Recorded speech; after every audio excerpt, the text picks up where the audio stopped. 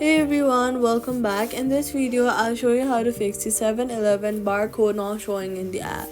First, check your internet connection because the barcode often loads from server and may not appear if the connection is weak. Next, refresh the page by swiping the app up from the bottom of your screen. Look for the app, swipe it away, completely closing it, wait for a few while and then reopen it. This helps reload your rewards and barcodes. Make sure you're logged in into the correct account. If you're not logged in properly, the barcode linked to your rewards account may not appear. Then try logging out of the app and logging back in to refresh your account information.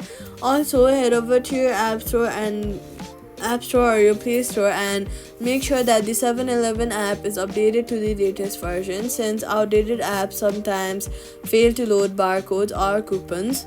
Then restart your phone if the barcode still does not appear.